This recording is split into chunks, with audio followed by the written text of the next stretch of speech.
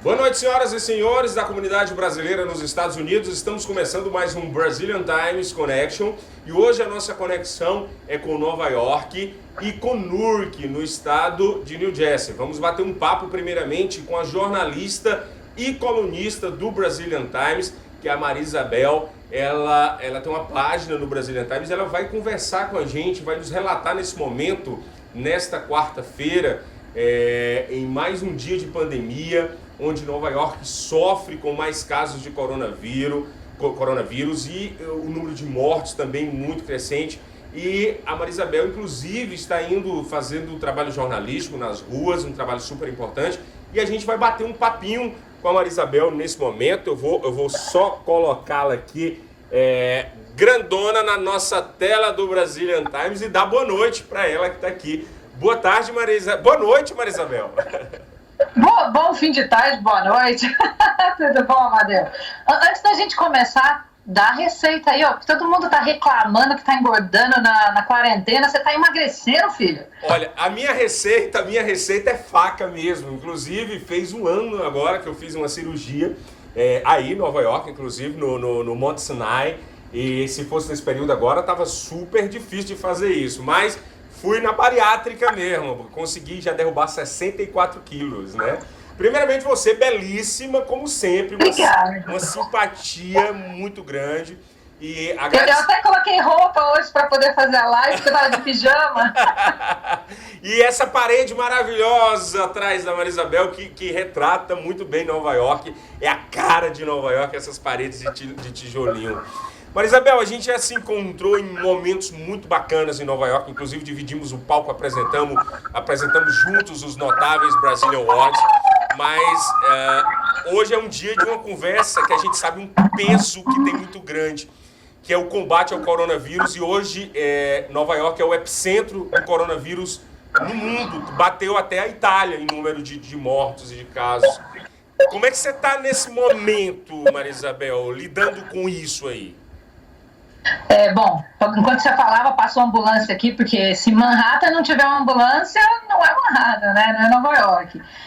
A gente está, assim, num momento bem complicado, desde março, que a gente, assim, começo de março, eu lembro que foi no dia 12 de março, eu tinha uma cirurgia para fazer, a cirurgia foi cancelada no dia, não foi por causa do coronavírus, nem nada disso, foi por outros motivos, e eu estava no elevador, saindo, eu estava super desapontada, porque eu tinha que fazer uma remoção de um tumor e por um deslize ali de informação, eu acabei não podendo fazer cirurgia, então eu estava super desapontada, entrei no elevador e aí eu ouvi a enfermeira dizendo, mas se isso acontecer, como é que eu venho trabalhar amanhã? E aquilo, a primeira coisa, né? Qual foi o dia exato? Dia 12 de março. Eu estava no Lenox Hill, aqui no Lenox Hills, aqui no Upper East Side, e aí eu ouvi isso no elevador. Mesmo assim, quando você é jornalista, a primeira coisa assim que você para pensar não é na informação que você ouviu, mas tudo em volta que envolve aquela informação. Foi só isso que ela falou. Foi a única coisa, a gente estava só em 2 andares, então não deu para pegar muita coisa. E a primeira coisa que eu fiz foi ligar para algumas pessoas aqui, alguns americanos aqui em Nova York, e perguntar: o que está acontecendo? Como assim? Porque se a pessoa está falando que se isso acontecer amanhã ela não vem trabalhar, e a outra falou, eu também não tenho como vir trabalhar, isso quer dizer que é o transporte público. Então, e aí a pessoa falou, olha... em Nova York, esquisito, né? A primeira coisa que você vinha assim, né? Seria... Não, eu nem pensei em greve, eu pensei mesmo na questão do coronavírus, porque a gente já estava falando sobre o coronavírus, e aí uma pessoa me falou, olha, o prefeito ainda não se pronunciou, nem o governador, mas provavelmente nós teremos um shutdown, né? Fechar a cidade de Nova York. Tem comida em casa? Vai a primeira coisa e compra comida. E aí fui para o supermercado, já filas assim, gigantescas no supermercado, sem antes mesmo ter anunciado qualquer coisa de que se fecharia as lojas, ou os centros comerciais, ou o transporte público. Então realmente foi assim, aquele primeiro momento foi um momento que eu falei assim, gente, o que acontece? E nem era oficial. Então, como a gente vem de uma educação e de uma cultura brasileira onde a gente não tem essa mentalidade de se resguardar de guerra, de pandemia. De preparo, né? Até os alertas que chegam no celular, aquela coisa aí, muitas vezes a gente até releva quando chega no nosso celular aí nos Estados Unidos, né? A gente nem olha... eu, por exemplo, eu só divulgo quando é o código de criança desaparecida, eu ajudo a divulgar, porque eu acho super importante. Aqui chama Alerta Amber, né? Amber Alert. Mas... E aí... Só que o americano não, né? Ele já é acostumado ou com terrorismo, ou com furacão, ou com coisas desse tipo. E aí todo mundo vai para o supermercado comprar coisa e já não tinha, sem ser oficial de que fecharia, já não tinha mais macarrão, já não tinha mais papel higiênico, a loucura do papel higiênico, enfim. E, então, assim, o nova-iorquino ficou apreensivo e a primeira coisa que foi fazer, estocar alimento para poder sobreviver. Que é também uma ação muito normal do americano, furacão, tudo, ele começa a estocar alimento, água, aquela coisa toda, né? Quando, Maria Isabel, você se deu conta que estava no olho do furacão? Já foi esses dias, uma semana para trás? Foi questão de uma semana depois. Eu tenho alguns contatos no governo da Europa e a pessoa não pode, né, simplesmente passar as informações que são informações oficiais e que ainda não tinha sido divulgado para o público. Uma fonte sua. Exatamente. A única coisa que me falaram foi: você comprou comida e reserva para quantos dias? Aí eu falei, eu tenho suficiente para 15 dias aqui, se não tiver depois ainda faço um regime. Brincando e tal, né? Aquela coisa da gente sempre se levar para o lado positivo, fazer uma brincadeira. A única coisa que a pessoa falou, olha, só posso te dizer uma coisa: compra mais. Nossa. Foi só... Então, assim, para um bom entendedor, meia palavra basta. E aí, assim, eu comuniquei às pessoas, assim, próximas, né? Olha, vamos comprar. Chamei uma vizinha pra gente ir juntas no mercado e tal. E aí, logo depois disso, começaram os governantes a pedirem para ficar em casa. Aí foi oficialmente declarado que os estabelecimentos que não fossem essenciais seriam fechados. Então, assim, aos poucos, começou, assim, tudo ficar fechado. E até que em menos de uma semana já estava tudo vazio.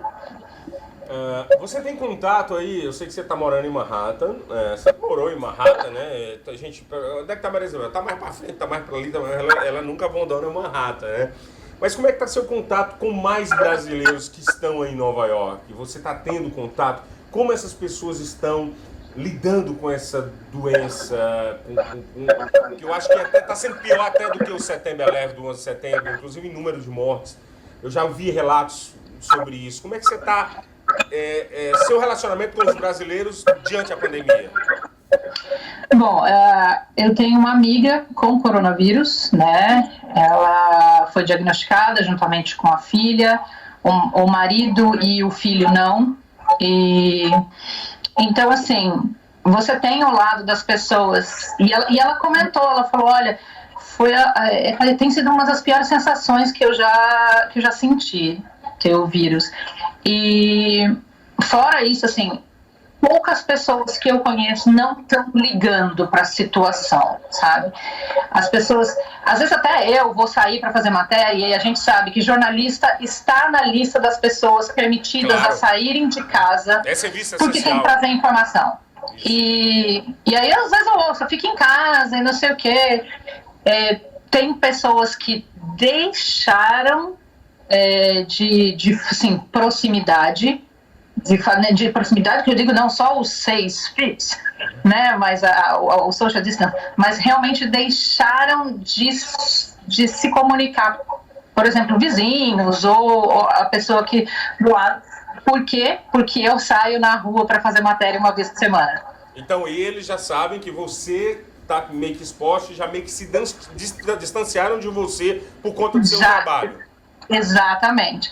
Então, assim, eu realmente não tenho entrado em contato com as pessoas. Quando eu vou fazer as minhas matérias, eu tô evitando o transporte público e até, assim, é muito engraçado as pessoas falarem, não, você vai fazer matérias e tudo mais. Gente, a parte de cima é um blazerzinho, mas a parte de baixo é uma calça de ginástica porque eu vou de bicicleta. Uhum. Exatamente, para evitar que, não só pela minha saúde, mas pela saúde de um próximo que tiver no transporte público. Então, eu procuro evitar fazendo isso. Limpo a bicicleta, uso álcool gel, uso máscara. Quando eu volto, assim, tento evitar o máximo possível chegar em contato com alguém. Mas eu tenho visto bastante, assim, as pessoas super preocupadas e não só as pessoas que tiveram ou pessoas próximas que se contaminaram ou que está contaminado, mas mesmo as outras pessoas em qualquer faixa etária. Essas pessoas que eu estou te falando que tentaram se afastar um pouco e tudo mais, são na faixa de 30 anos de idade, não é grupo de risco, não. Então, realmente, por quê? Porque ou a pessoa tem asma, ou ela tem uma pressão alta. Então, a gente não é a idade da pessoa, e sim o risco que ela tem de se contaminar e não vencer a doença, né? A doença não, o vírus. A gente sabe que a comunidade brasileira em Nova York, onde se concentra mais brasileiros, é no Queens, em Astoria, no Queens. Você tem feito alguma cobertura direcionada à comunidade brasileira ou uma cobertura mais trazendo o que está acontecendo em Nova York inteiro, Marisabel? Não, não estou fazendo voltada para a comunidade brasileira, mas estou trazendo a informação. O que acontece é, muito brasileiro que está aqui e que está no Brasil não tem a real situação. E às vezes a tradução se perde, né? Vai traduzir alguma coisa e acaba perdendo a mensagem essencial. Então, o que eu estou fazendo aqui?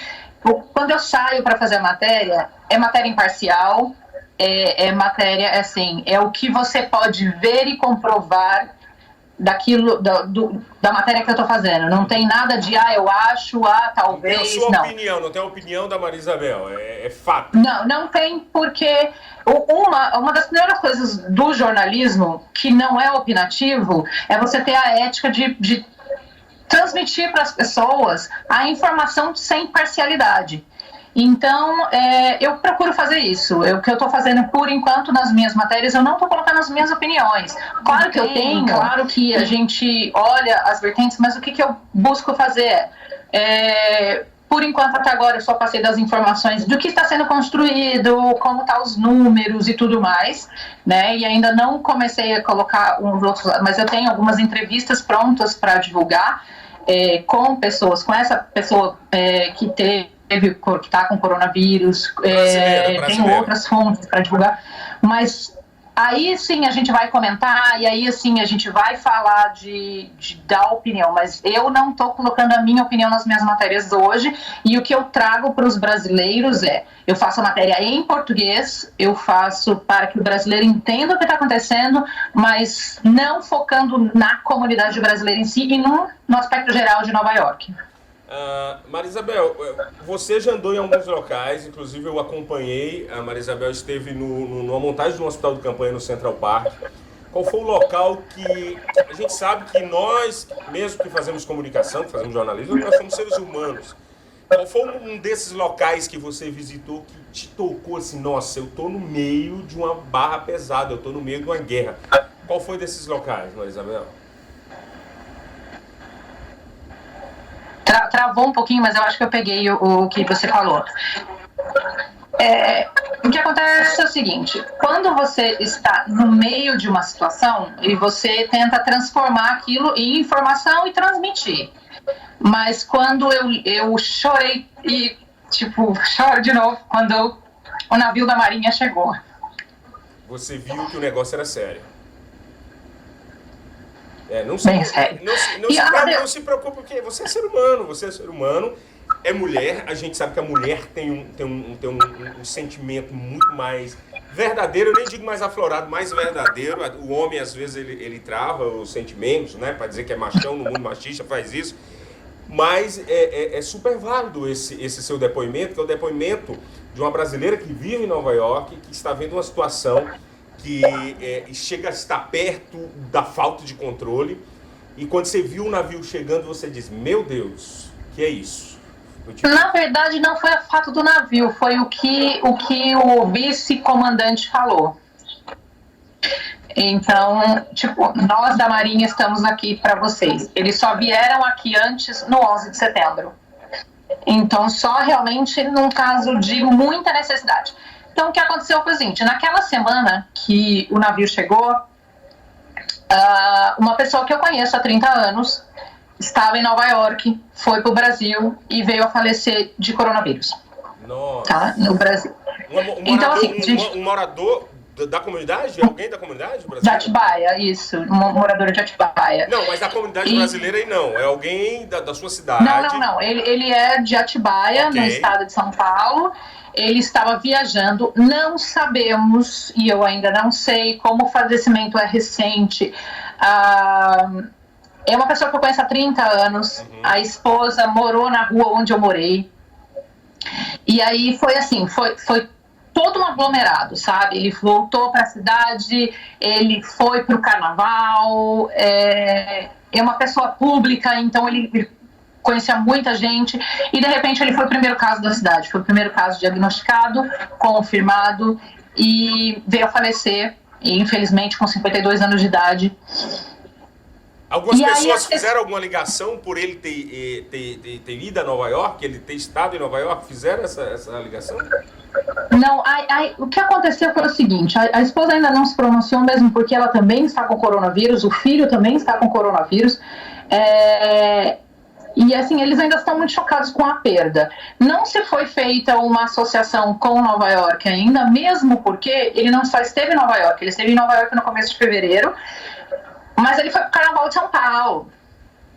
Ele esteve em outros lugares com outras pessoas, inclusive o prefeito da cidade também foi diagnosticado com coronavírus, mas ele passa bem. Então, assim, não dá para dizer se ele pegou aqui, se ele levou para o Brasil, assim, seria especulação falar que isso foi daqui. A única coisa que a gente pode fazer é o percurso, o que ele fez, sabe, nesse meio tempo, aonde ele esteve. Então não dá para dizer de onde foi, pelo menos ainda não tem laudo de médico para saber quanto tempo ele estava com vírus e tudo mais. Mas infelizmente ele veio a falecer e quando chega próximo de você é quando você sente. Esse foi o primeiro caso próximo a você e o único ou não? Não, eu conheço uma pessoa na Alemanha que ela estava com coronavírus. Ela trabalha no ministério da Alemanha, num dos ministérios, então e aí teve um isolamento de um grupo. Então ela é uma pessoa que eu conheci o ano passado. Fora isso, a minha amiga já estava com coronavírus, essa minha amiga que eu te falei, mas foi o primeiro falecimento de uma pessoa que eu conheço devido ao vírus. Então, sim, foi bem impactante, mesmo porque são 30 anos conhecendo a pessoa e... A gente sabe, Maria Isabel, a gente sabe que tem pessoas que tentam minimizar, não só pessoas, tem pessoas inclusive de governos, não vamos citar nomes, não vamos entrar no mérito nominal de cada um, mas a gente sabe que tem pessoas e tem uma corrente querendo minimizar.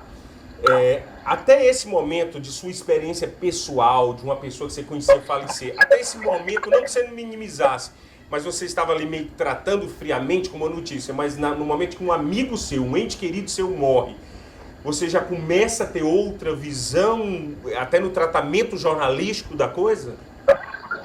Olha, tanto pessoal quanto jornalístico, em nenhum momento eu tratei distante, porque se a gente não se simpatiza com a dor do outro, não tem como, eu não sei que tipo de ser humano não consegue se simpatizar com a dor do outro.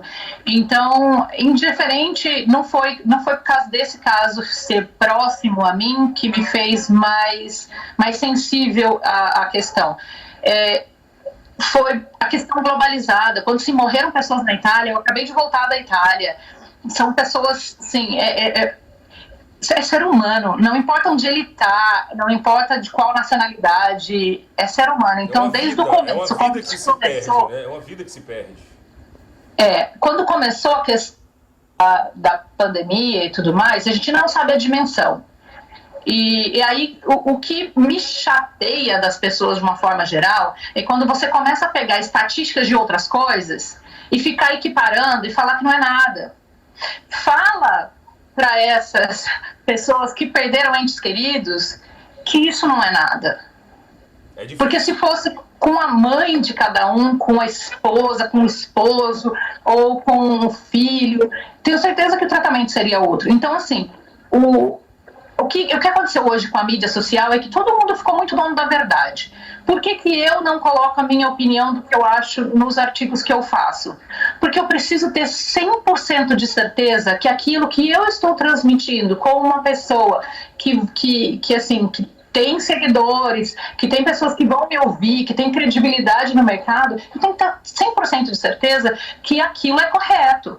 Só que o que acontece é que tem muitas outras pessoas que não são influencers ou não são jornalistas, mas elas têm um impacto na comunidade. E alguém vai ouvir o que ela está falando e, de repente, vai divulgar aquilo e às vezes nem é a informação correta. Então, eu recebo, às vezes, alguns amigos me mandam, procede essa informação? E às vezes a informação procede, às vezes não procede, sabe? E eu acho isso bacana dessa pessoa que antes dela divulgar aquela notícia, ela vem e me pergunta, tá acontecendo isso mesmo nos Estados Unidos? Isso é real? Isso daqui é verídico? E isso é importante, sabe? Antes de você divulgar alguma coisa, verificar a veracidade daquilo.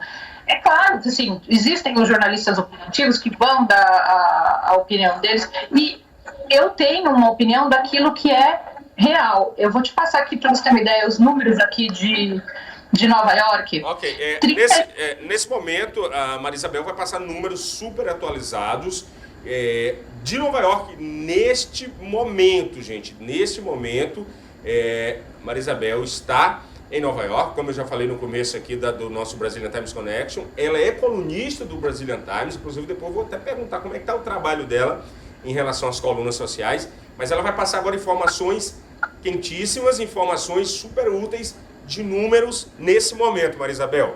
Fala pra gente. Bom, esses números foram de manhã, óbvio que provavelmente amanhã, depois, os números alterem um pouco, mas para você ter uma ideia, 34% dos óbitos em Nova York são da comunidade hispana. Latinos, ou seja, a nossa comunidade se inclui. 34%. 34%. Só que o número de latinos hispanos aqui em Nova York é de 29% da população. 28% da população afro-americana morreram de coronavírus, sendo que eles são 20% do valor da população de Nova York. Já os brancos, 27% de falecimento, sendo que eles são 32% da população. E os asiáticos, 7% de falecimento, mas eles são 14% da população. Então, assim, aqui no caso de Nova York, você tem ali aquele índice maior de hispanos, e ele é 20%, mas ele é um pouco maior também no número da população, e 28% de negros, dos afro-americanos, que fazem parte de 22% da população. Já a população branca, ela tem o maior número de cidadãos, mas um menor número. Então, assim, isso vários fatores. E vários fatores porque quem está na linha de frente dos supermercados? Quem está ali? Quem trabalha a mão de obra de serviço, a mão de obra pesada, né? Isso? Pesada. Então, é essa parte, sabe? É de 34% de hispanos, dos afro-americanos. Então, assim, o coronavírus atingiu mais, não é por causa de DNA e nem nada disso, é por questões profissionais mesmo, e por questões de saúde também, né? E aí você vê, o acesso à saúde para muita gente não é tão...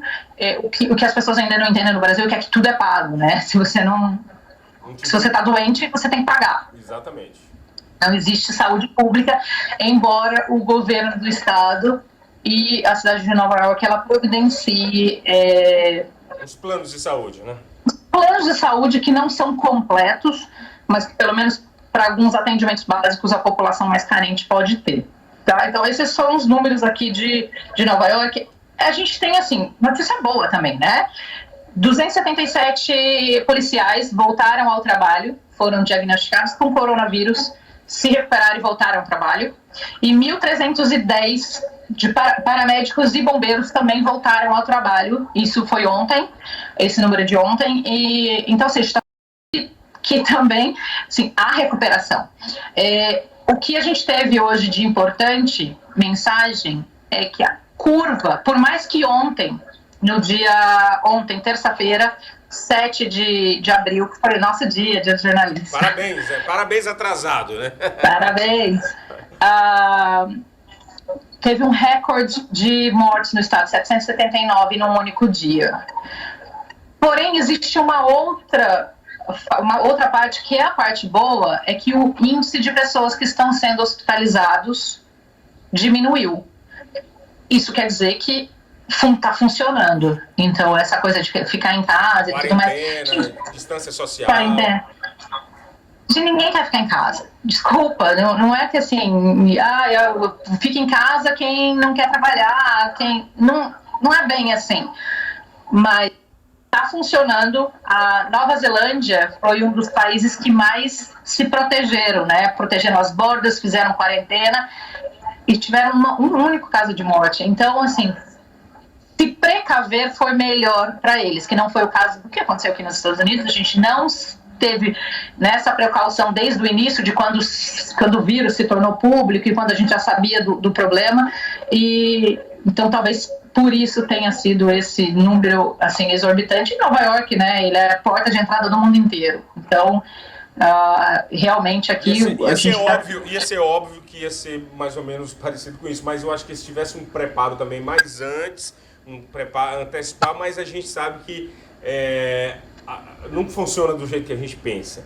Deixa eu te fazer uma pergunta agora bem para a nossa comunidade, principalmente que estão acompanhando a nossa live aqui agora. Em relação à comunidade brasileira, você já mora nos Estados Unidos há mais de 5 anos, não é isso? Já é passando para 8 anos. Você já acompanhou aí vários momentos da comunidade brasileira. Como você vê nesse momento, um momento que os próprios americanos estão desempregados, mais de 40 milhões já pediram aquele auxílio do desemprego por estar parado. Como você vê o trabalho do imigrante depois que tudo isso passar?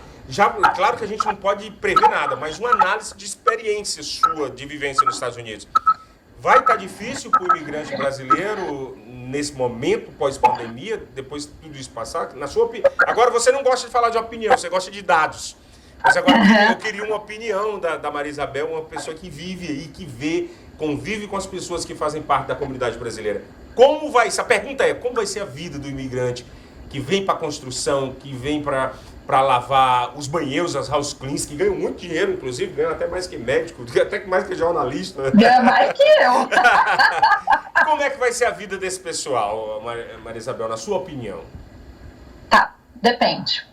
Depende se a pessoa veio legalizada ou está ilegal. A gente sabe que a maioria das pessoas estão indocumentadas, não legalizadas. A maioria, né? Não só isso, mas às vezes a pessoa está com visto de turista e trabalha, está com visto de estudante e trabalha. Então vamos falar das pessoas que não têm permit para trabalhar, indiferente se elas estão aqui legalizadas ou não. Okay. Nós temos aqui nos Estados Unidos, para você ter uma ideia, 30 milhões de pequenas empresas. 30 milhões. Então, para que a pessoa entenda qual é a gravidade da situação e que a situação é real, às vezes, quando a pessoa começa a inventar a história de que é lenda, isso não existe, não sei o quê, eu falo só o seguinte: para pensar. Qual é o órgão que mais gosta de dinheiro? O IRS. Governo, exatamente, governo. Então, calcula comigo. Se não fosse real a situação do que passa hoje, os Estados Unidos e o mundo, enfim, você acha que o governo liberaria 3 trilhões em estímulos para a população se não fosse real? Mandaria um cheque de $1.200 para casa das pessoas? Exato. Então, o que acontece? Então, a situação é real. Porque se fosse ter que pagar alguma coisa, você fala assim: Marisa, fiquei doente. eu IRS, governo, falo assim, você ficou doente? Beleza, deixa eu dar, eu tô desempregado. Deixa eu ir na tua casa. Aí você tá lá, com perna pra cima, sem fazer nada, assistindo seriado, com toda a saúde do mundo, ou jogando futebol. Desculpa, eu vou conferir e vou falar, não, filho, você não vai receber dinheiro. Então, óbvio, se houve toda uma conversa, se houve todo um processo, é porque houve uma pesquisa do governo. O governo é muito, como se fala, accurate, preciso quando a questão é mexer no bolso deles. Né? Então, o que o governo fez? O governo fez, para quem é cidadão americano ou para quem está autorizado a trabalhar aqui nos Estados Unidos, você tem vários estímulos. O primeiro deles é, se você declarou imposto de renda de 2018 ou 2019, ele já tem seus dados, eles vão mandar, se você ganha até 75 mil se for solteiro ou 150 mil se for casado, eles vão mandar 1.200 para cada pessoa, né? 1.200 se for para solteiro, 2.400, ainda bem que eu fiz jornalista. Só fazer um adendo aqui, a Maria Isabel, gente, ela tá craque nesses números aí, porque ela é assessora de imprensa de um dos maiores contadores de Nova York, e aí eu tô notando aí uma expertise nesses números, viu, Maria? Olha, eu vou falar. Manda até um abraço pra ele, manda um abraço pro Nivaldo aí. Vou mandar. A gente fez uma live, por isso que eu até falei com você que a gente atrasou um pouquinho a nossa live hoje, gente, desculpa, mas é porque eu tava na live do Nivaldo, exatamente aprendendo esses números. E o Nivaldo é um contador brasileiro que atende não só americanos, mas atende brasileiro também. Desculpa interromper o teu raciocínio, que eu queria fazer esse adendo aí da tua informação. Vamos lá. Então vamos aproveitar a live que ele deu hoje. Então, o que acontece é o seguinte, para o cidadão, para a pessoa que está com green card, que veio com permit de trabalho, ou que é um cidadão americano, seja brasileiro, naturalizado ou cidadão mesmo, o governo vai dar os estímulos, entendeu? Você vai poder receber esse. Tem os empréstimos para pequenas empresas e tudo mais, daí depois você pode ligar lá para o Univaldo, vamos fazer propaganda. Mas, então, existe um suporte do governo para o cidadão. O Donald Trump falou na semana passada, e eu assisti a entrevista, então eu posso dizer, foi perguntado a ele que existem mais de 5 milhões de imigrantes ilegais que pagam imposto de renda. E aí a repórter perguntou para ele na coletiva de imprensa o que essas pessoas, 5 milhões de pessoas, isso é dados do IRS, tá? É dados reais, são dados reais. Eles vão receber o benefício também? Porque eles são ilegais, mas eles pagam impostos. Né? Uhum. E aí ele respondeu, sinto muito, mas você já falou, se ele já veio para cá e está irregular, então, neste momento, ele não vai receber nada. Aí ele falou, mas ele já emendou dizendo, isso é a resposta que eu tenho para agora. Posso mudar de ideia depois, podemos pensar em alguma coisa, mas agora, no agora, não. Então, não, o ilegal, ele não vai poder, o ilegal, ou não só o ilegal, mas a pessoa que veio, que está com visto de turista, o estudante, não pode trabalhar, ela não vai poder aplicar para os benefícios do governo, porque ela não pode. Agora, eu estava dando uma olhadinha no site da UCIS e eles estavam falando que o estudante, eles estão vendo a possibilidade do estudante poder trabalhar, não agora, mas trabalhar quando voltar ao normal, dependendo do período que ficou, porque afinal de contas, dependia de um dinheiro que vinha de fora, ou já dependia de uma poupança que estava aqui, vai ter que prolongar. Então, assim, caso a caso. Eu recebi um e-mail da Austrália dizendo que a Austrália não. A Austrália já falou, se você é estudante, tinha um permit de 1 ano para estudar e está no coronavírus, você não vai ter, porque teoricamente você já tem o dinheiro. Né? Você não vai poder trabalhar, porque teoricamente, se você aplicou para um visto de estudante, você já tinha esse dinheiro antes de ir para os países no qual você está estudando. Então esse é o caso da Austrália. A Austrália já essa semana disse que não vai pagar. Já o governo dos Estados Unidos não, já está mais maleável nessa questão de talvez poder trabalhar mais. Muita gente confunde a questão que o estudante tem direito a trabalhar 20 horas, não é bem assim, se você tiver numa universidade ou na escola, mas não, o direito não é para todo mundo dessas 20 horas. E então pode ser que se autorize depois, mas assim, isso é tudo autorizado, a pessoa está legalizada no país, só não é autorizada a trabalhar. Eu entrevistei semana passada ou na retrasada, não me recordo a data direitinho, um ator da Rede Globo, que é o Edmilson Filho, que ele reside em Los Angeles, e ele disse uma coisa que ele está sentindo muito e percebendo lá. Ele tinha muito amigo que era ator, que ia lá tentar em Los Angeles, aquela coisa toda, e fazia um trabalho, meio que um bico, fazia um trabalho como motorista do Lyft, do Uber, e essas pessoas já resolveram voltar para o Brasil. Você já está vendo alguma percepção de pessoas que estão pensando que, eita, aqui está difícil, lá no Brasil está difícil, mas aqui está mais, eu estou voltando para o Brasil. Você já teve algum caso, já viu alguém, já teve contato com esse tipo de notícia em Nova York? Quase todo dia. Na verdade, a gente olha nos grupos. Eu estou em alguns grupos de WhatsApp com brasileiros. Como eu estou aqui há 8 anos, então eu procuro, de vez em quando, consigo passar alguma informação que seja útil para essas pessoas que vieram para cá tentar a vida aqui, seja ilegais, sejam turistas, sejam estudantes e tudo mais. Então eu procuro passar as informações. Eu vejo bastante gente desistindo, mas o que, assim, às vezes eu fico pensando, você imagina aquela pessoa que veio para cá, e a gente vê isso todo santo dia na nossa comunidade. A pessoa largou tudo no Brasil, veio para cá, cruzou a fronteira, ou veio de turista mesmo, sem nada de reserva, e aí chegou aqui no meio da pandemia. Nossa. E aí você faz o quê? Porque uma coisa é você pedir ajuda para os seus conterrâneos, quando os seus conterrâneos podem te ajudar. Mas e agora que os seus próprios conterrâneos estão sem trabalho? Teve até na comunidade uma pessoa falando, gente, o que eu faço? Volto para o Brasil ou não? Estou morando na casa de amigos, então não tenho preocupação em pagar aluguel. Mas o amigo está pagando o aluguel. O amigo está pagando o aluguel, né? Exato. E aí choveu de comentários, mais de 300 comentários.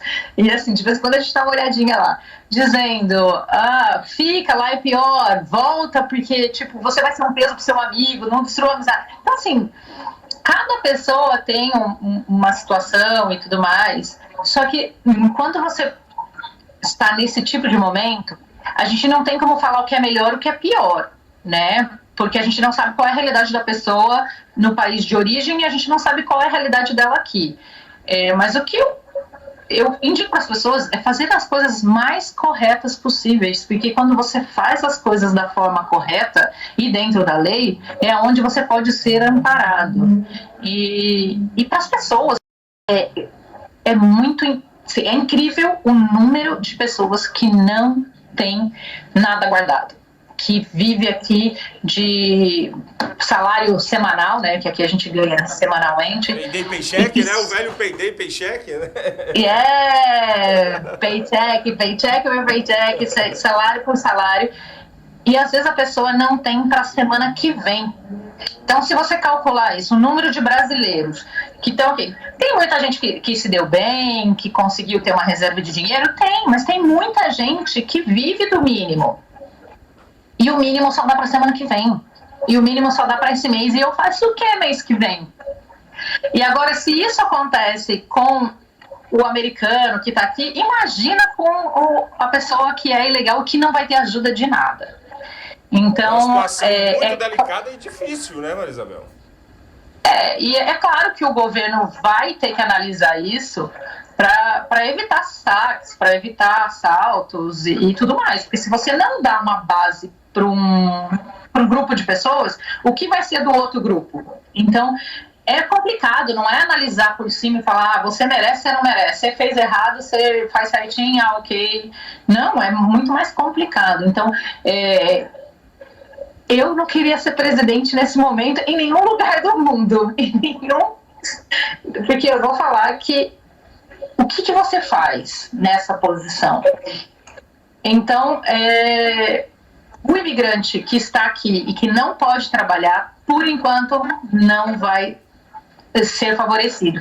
E se ele é esse tipo de pessoa que depende do trabalha hoje para comer amanhã, vai ficar complicado. Em 2008, a gente sabe que teve uma crise muito grande e foi uma época que houve também o retorno de muitos brasileiros para o Brasil. Inclusive, a 46 tinha imensas lojas, restaurantes brasileiros e depois dessa época ficou muito difícil, restando só poucos. Podemos dizer que estamos vivendo um novo 2008 em relação à imigração de brasileiros nos Estados Unidos? Esse sonho americano foi adiado? O que aconteceu em 2008 é um pouquinho diferente. Foi uma crise muito grande, mas foi uma crise imobiliária muito grande. Então, você teve várias lojas fechadas. Eu vim para os Estados Unidos em 2008. Foi a primeira vez que eu vim para cá como jornalista.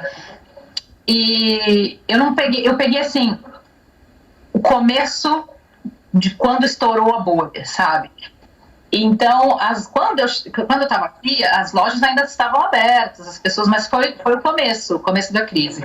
Eu tenho amiga brasileira que gastou uma grana comprando casa e teve que perdeu 30% do valor pago.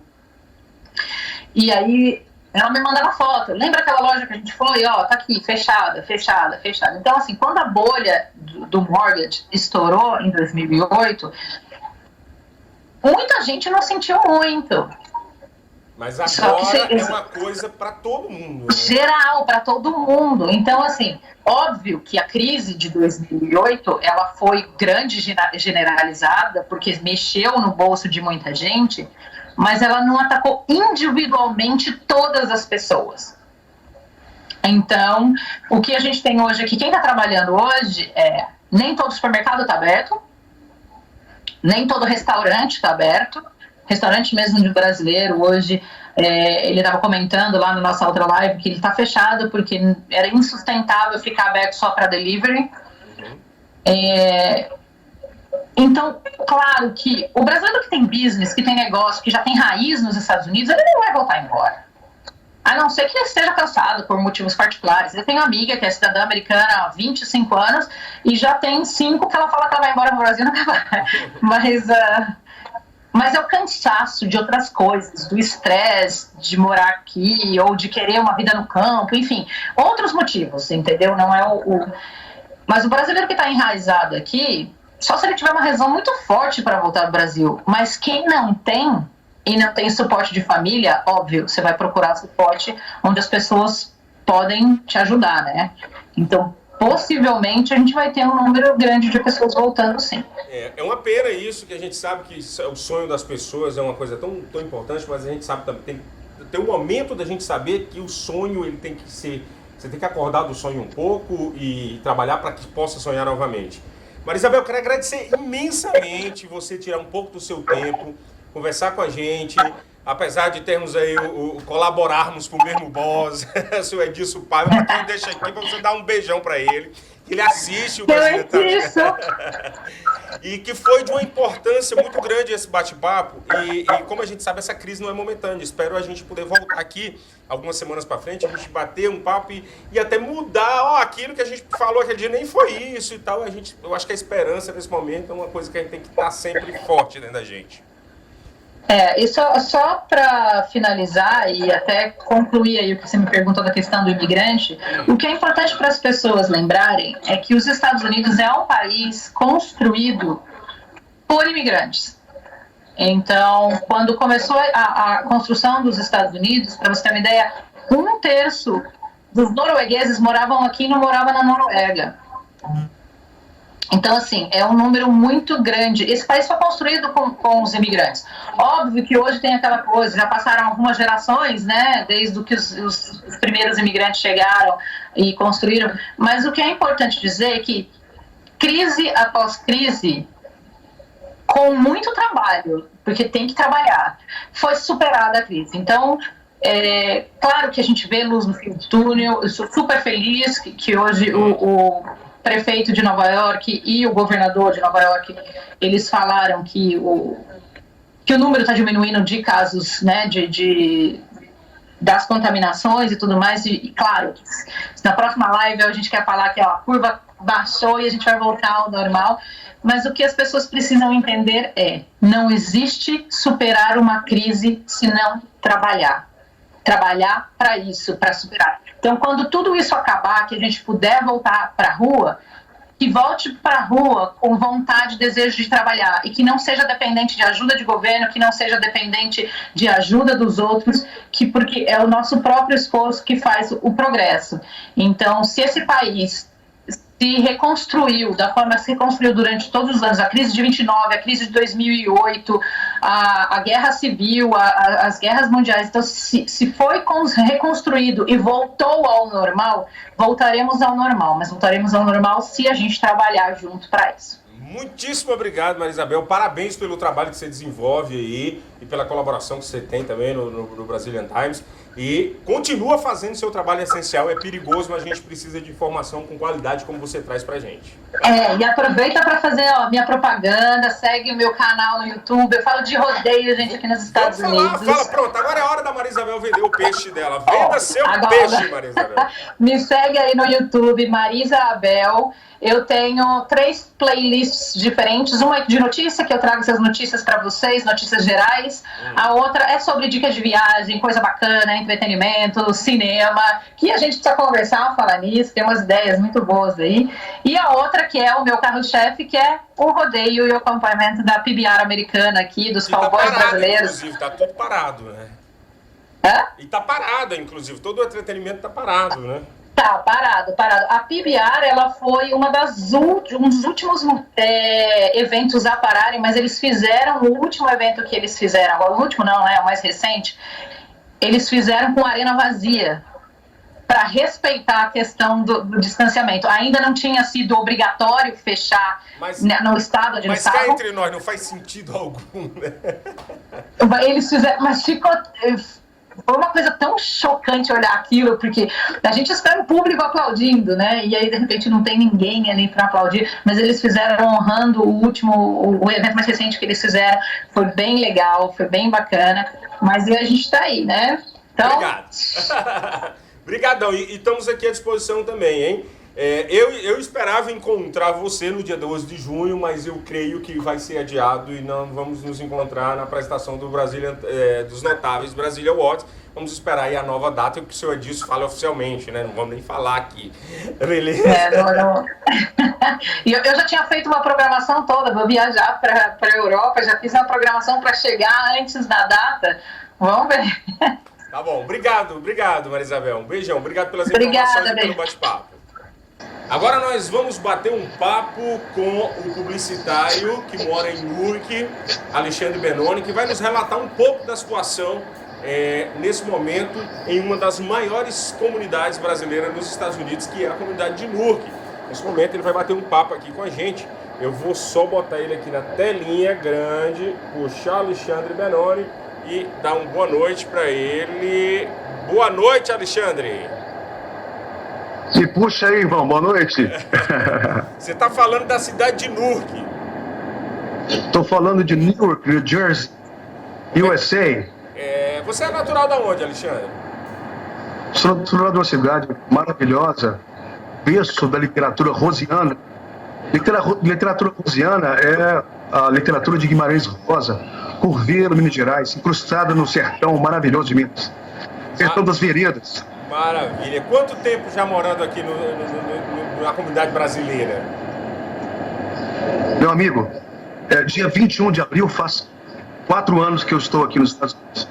4 anos nos Estados Unidos. É a primeira vez que você se vê numa situação de emergência de um nível elevado como está o coronavírus agora, Alexandre?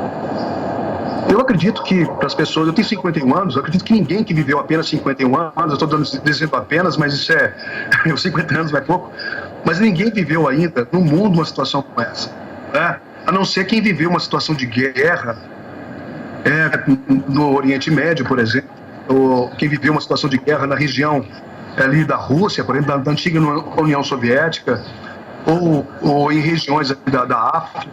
Por exemplo, nunca está vivendo agora. Situação de mundo mesmo, de mundo parado, acho que ninguém viveu nos últimos 50 anos.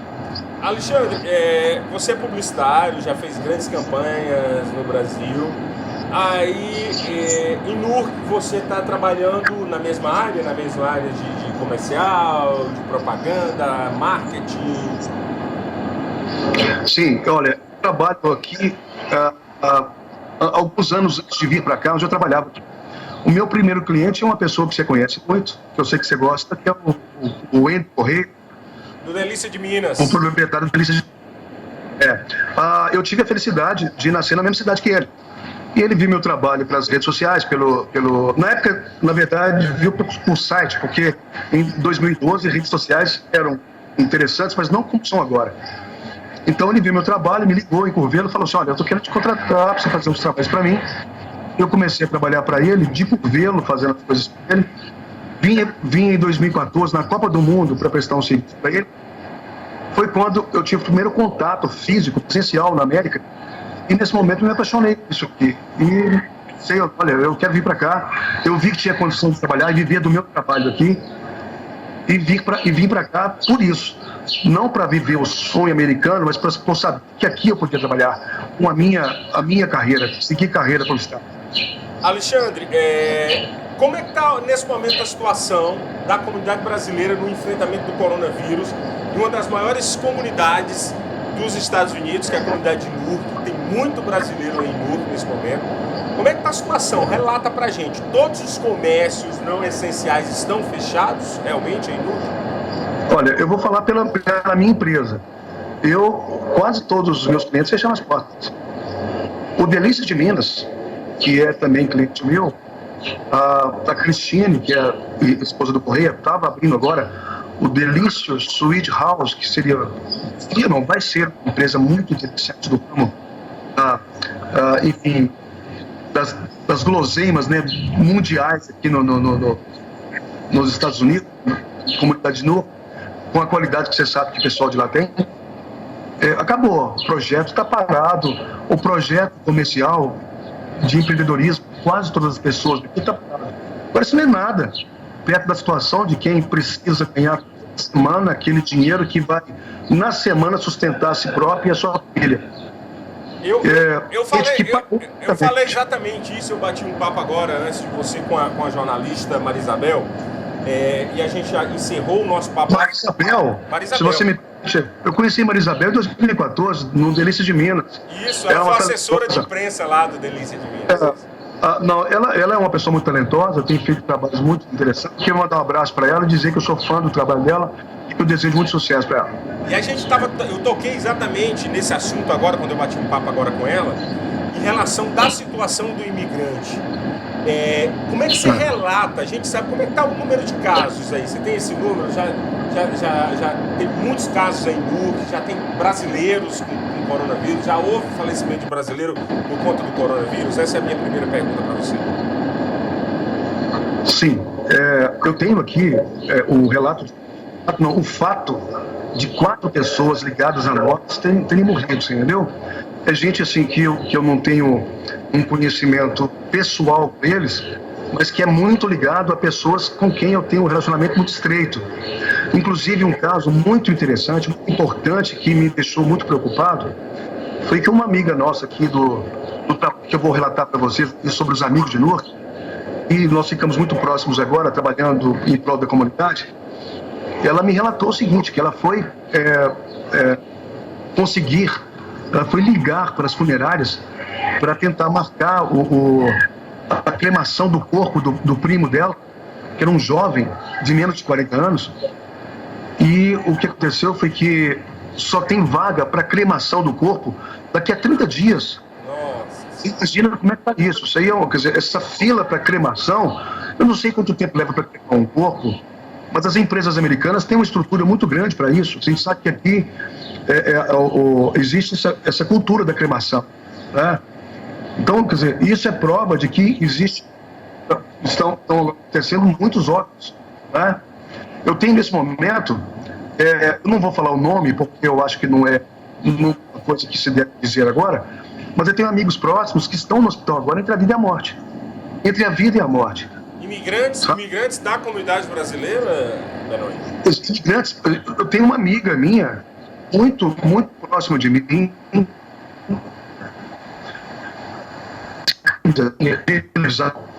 que está hoje no hospital com chances assim de vida que são, enfim, preocupantes. Ela tem diabetes e já tem cerca de 60 anos, mas ela é cientista e é uma profissional da área da comunicação, é portuguesa e está no hospital e está vive a morte, sabe? Então, gente próxima da gente que está sofrendo, a gente não está ouvindo uma coisa que está acontecendo lá longe. São pessoas próximas de nós que estão morrendo. A situação em Newark, que é uma cidade que a gente sabe que tem muito imigrante, que inclusive vai trabalhar na ilha de Manhattan, vai para Nova York, está tudo parado. Como é que está a situação dessas pessoas em relação ao trabalho? A gente sabe que a maioria desses imigrantes, eles não têm uma reserva financeira, eles na verdade trabalham e pagam seus aluguéis e até mandam para o Brasil e fica meio que sem grana aí mesmo, sem dinheiro. Como é que está a situação desse tipo de brasileiro? Você tem algum relato, você tem contato em relação a isso, Alexandre? Muito. A gente, não sei se você conhece, é possível que conheça, sei que você conhece. O Rui Almeida, claro, da Coral. O Rui, ele me ligou, falou: Alexandre, eu tive uma ideia. O que a gente está esperando aí, porque muita gente me ligando, pedindo trabalho, e simplesmente não tem trabalho. Não tem como dar trabalho se não tem. E são pessoas que eu sei que, se deixarem de trabalhar, não vão ter o que comer. Isso está me preocupando muito. Vamos juntar uma turma aqui para a gente ajudar esse povo? Eu falei: óbvio, vamos embora. Fizemos uma reunião, eu, o Rui, mais umas 3 pessoas. E nessa reunião a gente criou um nome, Amigos por Newark. E virou um contágio, usando essa palavra que é um trocadilho aí, pensando em vírus, é complicado falar, mas virou um contágio. Só que um contágio de amor. Hoje nós somos aproximadamente 70 pessoas trabalhando pela comunidade para tentar amenizar o problema da fome. Então, é com isso que eu tenho que dizer. Tem muita gente passando fome. Muita gente. Só hoje eu recebi 5 ligações aqui, não me ligam nada. Eles me veem no Facebook fazendo algum trabalho e ligam para mim. Eu encaminho para uma das pessoas que foi chamada assim, é a Solange, que você conhece, do Projeto Mantena. Do Mantena. Do Mantena. E a base nossa é o Mantena. A Solange é uma pessoa brilhante, que tem trabalhado corajosamente aí, enfrentando até a possibilidade de ser contagiada pelo vírus. Aliás, a maioria das pessoas do nosso network tem trabalhado na linha de frente, correndo sérios riscos de serem contaminados. E são verdadeiros heróis, viu? Alexandre, eu falei com a Maria Isabel em relação a isso, agora que eu vou perguntar a você, por isso que a gente quer a opinião de pessoas de lideranças, de pessoas que estão em movimentos sociais como esse que você está junto com o Rui, que eu quero parabenizar você, quero parabenizar o Rui, a Solange, o Mantena, todo mundo que está fazendo aí pelo imigrante. Nesse momento, Alexandre, na sua opinião, o sonho americano para o imigrante brasileiro, ele meio que acabou? Eu não entendi, deu uma falhada no áudio, por favor, repita. A gente sabe que está vivendo esse momento de pandemia, esse momento onde 40 milhões de americanos estão pedindo ajuda, auxílio, porque estão desempregados. O sonho americano para o brasileiro e para qualquer outro imigrante, meio que nesse momento acabou? O sonho americano? Não acabou, não. Não acabou. A América é um país que é o país mais rico do mundo, a economia mais importante do mundo, e nós estamos aqui do lado de Nova York, que é a cidade que centraliza isso. Eu acredito que os diretores, os comandantes desse país vão injetar dinheiro no mercado e vão fazer esse país ressurgir com brilho talvez maior ainda do que estava antes do coronavírus. A gente não sabe o que vai acontecer de uma forma geral com o mundo. O que eu acredito que o mundo não vai ser o mesmo, sabe? O comportamento das pessoas vai mudar. Eu mesmo eu já fazia criação de e-commerce, eu estou estudando as plataformas. Eu vou auxiliar os meus clientes a desenvolver e-commerce, que eu acho que as pessoas vão ficar muito mais em casa agora. E a venda escolas, eu acho que só para esclarecer para os telespectadores aqui da live, são vendas através da internet, o e-commerce. Isso, exato. Eu acho que as escolas vão começar com seus EADs, e vão tornar isso muito mais importante. Eu estou vendo agora, a minha namorada, os filhos dela estão estudando pela internet, os filhos das minhas irmãs do Brasil estão estudando pela internet. Então eu acho que isso vai se tornar uma prática e vai ficar muito mais forte. E as pessoas vão estar muito mais ligadas a esse tipo de comércio. Não é que vai parar o outro, claro que não. Ninguém sabe, a gente tem que viver para saber.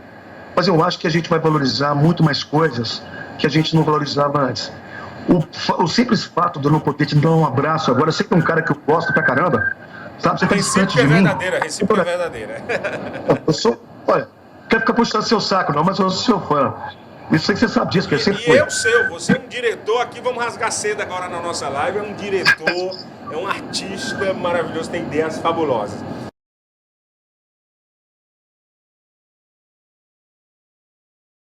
Eu perguntei isso sobre o imigrante porque nós estamos num momento difícil.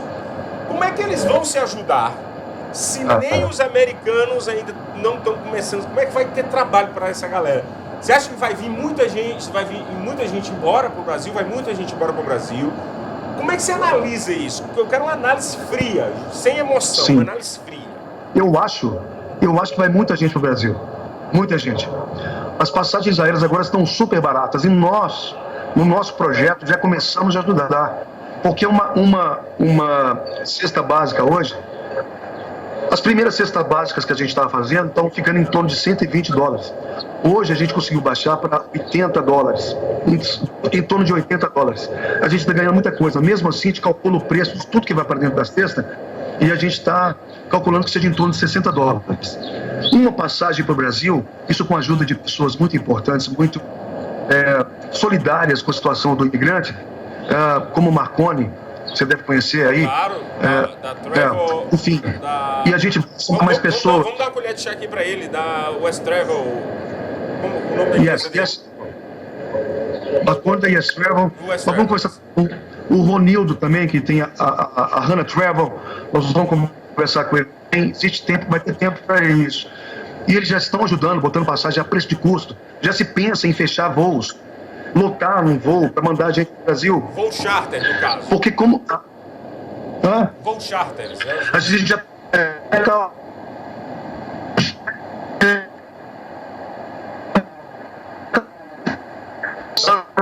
Estamos com uma pequena dificuldade aqui com a transmissão. Por 2, 3 meses. Só um minutinho, Alexandre. Tivemos um pequeno problema aqui na transmissão do Alexandre.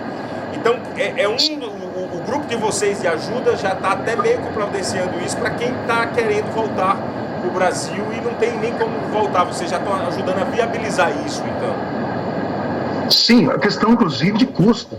Uma cesta básica fica praticamente o preço da passagem de volta de uma pessoa. A passagem de volta já resolve o problema da pessoa. Quanto ali. Quanto está custando uma passagem de volta nesse momento de crise? Brasil, Estados Unidos, Brasil? Perto de $120. Olha que coisa incrível. Nunca vi isso. Isso nunca com a vi isso. Nunca vi isso. Isso é subsidiado por empresas que estão sendo solidárias a causas. Entendeu? Se pensa, na verdade, de resolver parte do problema. Quer dizer, você não vai resolver o problema com isso. Você vai ajudar a sanar o problema mandando pessoas que estão interessadas em ir para lá. Famílias que estão sem renda e sem esperança. Porque não se sabe quando as coisas vão retomar uma certa normalidade. Alexandre, então, no Brasil... o que é que vocês estão fazendo? A gente já está com um tempo um pouco curto. Nós tivemos um problema de conexão aqui. Eu estou com um tempo curto também já para encerrar a live, mas eu gostaria que você, como hoje um dos cabeças, um dos organizadores aí que estão ajudando essa moçada, os imigrantes, qual é o trabalho que vocês estão fazendo e o que é que vocês podem fazer por esses imigrantes? Como é que eles procuram vocês nesse momento? Olha, eu vou pegar aqui o telefone do Projeto Mantena. Eu vou ter que ir no celular aqui que eu não sei de cor. Mas é para ligar para lá. Ligando para lá, você consegue falar com é fácil. Bota Projeto Mantena, Mantena no Google e no que você vai achar o telefone, vai achar o endereço. Fica próximo. Mantena Fala. Mantena Global Care. O telefone, eu vou dizer 973 344 1644. É bem fácil. Bota no Google aí, faz um search aí, bota uma pesquisa no Google, você vai achar. O que é que vocês estão fazendo? Vocês estão falando de cesta básica, estão ajudando quem quer retornar para o Brasil. O que é que está tendo mais? Está tendo algum apoio psicológico também, Alexandre? no momento, a demanda pela necessidade de alimentação, ela é tão contundente que não existe muita possibilidade. É lógico, quando a pessoa liga para lá, o acolhimento é um acolhimento muito humanizado, muito humano, cordial, e, obviamente, né, mas não está tendo condição das pessoas que estão trabalhando na linha de frente desse projeto nosso de dar um acolhimento maior que esse nesse momento. Eu acho que no futuro, inclusive é um dos trabalhos que eu faço, mas no futuro, sim, agora está impossível isso. Hoje a gente tem que atender essa demanda que é premente, que é matar a fome das pessoas, né? Hoje mesmo, um africano, uma pessoa ligou para mim, viu meu telefone nas redes sociais, viu que estava ligado a uma antena, me ligou falando: Alexandre, tem um senhor africano que está vivendo a pão e água. Vivendo a pão e água, gente. É muito triste isso. Então, eu liguei para o Rodrigo do Mantena e falei assim: Rodrigo, esse senhor, ele tá, é urgente, não podemos permitir que a pessoa fique vivendo a pão e água. Esses tempos de hoje, né? O Rodrigo prontamente enviou para ele, mandou um delivery levar uma cesta para ele. A gente distribuiu quase 2.000 marmitas. Quase 2 marmitas. Apoio maravilhoso de empresários como o Correia. O Wendel Correia foi extremamente importante nesse processo. É muito importante nesse momento, principalmente donos de comércios brasileiros, donos de restaurante, fazer essa ajuda. O que é que você falaria nesse momento? Desculpa, a gente vai voltar, inclusive, na próxima semana ou na outra, porque esse é um assunto que a gente vai voltar e eu quero que você me traga mais relatos da comunidade. Nossa live está chegando no final, nós estamos num deadline aqui também bem corrido. O que é que você falaria para essas pessoas agora, Alexandre? Você que é um cara muito religioso, um cara muito católico.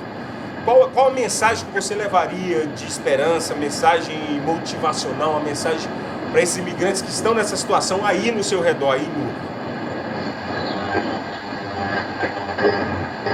Você falou sobre espiritualidade, sobre fé em Deus. Eu só posso dizer uma coisa: pedir e ser-vos dado. Essa é a palavra de Deus: pedir e ser-vos dado. É um momento de oração mesmo, é um momento que as pessoas têm que se voltar para o interior de si mesmas e pensar como elas viveram até agora. É um momento de intenção, reflexão e de mudança de atitude. As pessoas agora estão vendo o valor que a vida tem, o valor que o abraço tem, o valor que a amizade tem, o valor que a rua. Eu não estou podendo sair da rua, eu gosto da rua, é claro. Você também, sua família, sua filha, né? Eu conheço você é um cara que abraça as pessoas, você é um cara que acolhe as pessoas. Cadê o abraço? Isso faz muita falta. Vamos valorizar e vamos pedir a Deus, que Deus está aí escutando o que a gente diz. Tenho certeza que se a gente se voltar para Ele, se arrepender do que a gente tem feito, olha para os rios, olha para o ar, olha para o que se faz nas florestas da Amazônia, por exemplo, que estão sendo depredadas, a gente sabe disso, pela ambição do homem. Tudo isso é ambição. Eu não sei se essas pessoas que são mais ambiciosas vão consertar, mas a visão que a gente tem de mundo precisa ser mudada. E esse é o momento. Maravilha. Muitíssimo obrigado, Alexandre Bernoni. Você vai voltar aqui na nossa live, porque depois eu quero mais informações, eu quero que você traga mais dados aqui nas próximas semanas de como está a situação, de como está com as famílias de imigrantes brasileiros. É muito importante, é uma comunidade muito grande. Você está inserido num projeto que você vai trazer informações valiosas para a nossa comunidade. Muitíssimo obrigado por falar com a gente no Brazilian Times agora. Eu te agradeço ao Brazilian Times, que é um veículo super de comunicação aqui nessa região nossa, né, de Nova York e New Jersey. E eu quero dizer que é um prazer, e na semana que vem eu me comprometo a trazer dados escritos, números concretos, tá, a respeito do que está acontecendo, quantas pessoas estão sendo atingidas. É muita gente, viu? Isso eu garanto. Vou contar com sua ajuda. Informação é essencial nesse momento. E nós que fazemos jornalismo, nós fazemos uma imprensa séria de levar informação. A gente agradece demais a você e vamos contar com essa sua colaboração. Tá bom, Alexandre? Mais alguma coisa? Uma coisa mais. Sim, eu queria te contar o seguinte, que a gente criou o Amigos por NURC e isso está começando a contaminar a América inteira. Orlando é uma marca só. Eu estou mudando a cor da marca e mandando para as pessoas. Hoje nós criamos o Amigos por Filadélfia, já tem o Amigos por Boston, e isso está crescendo, está se espalhando. Daqui 2 dias a gente lança uma campanha, que vai ser uma campanha muito forte, muito contundente, incentivando famílias que estão hoje podendo acolher outras famílias a fazer solidariedade, famílias que se oferecem para acolher outras e famílias que precisam ser acolhidas. Há uma família que pode acolher uma família que não pode. Aí sim, de uma forma econômica e psicológica. Maravilha. Muitíssimo obrigado, Alexandre Benoni, direto de Newark. O nosso Brazilian Times Connection de hoje fica por aqui. Na quarta-feira que vem a gente vai trazer mais informações e bater papos com brasileiros, não só em Newark, não só em Nova York, mas como em Califórnia, Los Angeles, Flórida. Vamos trazer informações valiosas para vocês. Muito obrigado, tenham todos uma boa noite. Fiquem em casa, se cuidem, porque é muito sério e a gente não está querendo aqui assustar, não. É muito sério. Se cuidem, fiquem em casa, rezem, orem, apeguem o que vocês têm de fé. Obrigado, boa noite. Amadeu Maia ficando por aqui com o Alexandre Benoni. Obrigado, Alexandre.